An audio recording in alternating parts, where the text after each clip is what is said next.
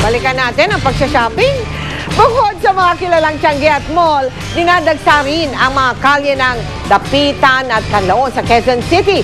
Mabibili roon ang mga gamit pambahay, meron din mga native products at mga kakaibang panregalo sa Pasko. Nakatutok si Tina Panganiban Perez. Alas 6 pa lang na umaga, buhay na ang mga kalye ng Canlaon at Dapitan sa Quezon City sa dami ng mga nagtitinda. Tinarayan ng mga mamimili ang lugar na ito dahil may mga tinitinda ritong hindi makikita sa mga mall o department store. Ang isa pa, pwedeng tumawad dito. Natawaran ng 450 pesos ang malaking vase na ito. Ang floating candles, 10 pesos ang isang supot na may 3 hanggang 4 na piraso. Mura, yung export quality, halos kalahati yung presyo compare sa mall.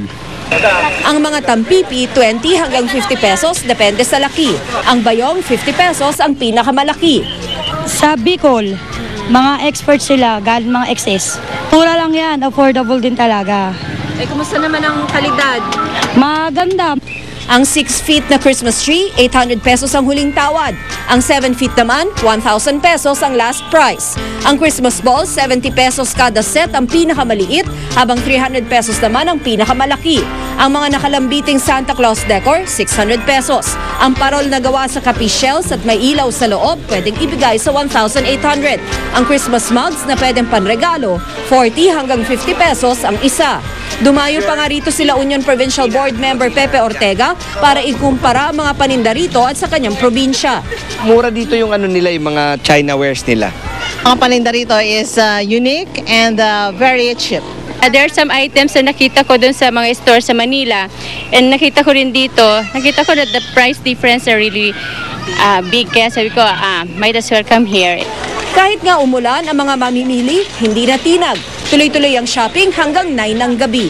Tina Panganiban Perez, nakatutok 24 oras. Susunod! Taxi driver nagsoli na mahigit 60,000 pisong na iwan ng kanyang pasahero.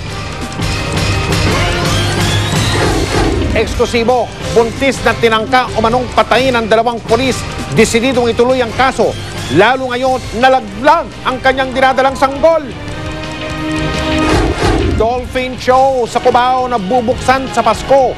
Kinontra ng mga animal rights group at iba pang mga balita sa pagpapatuloy ng 24 oras.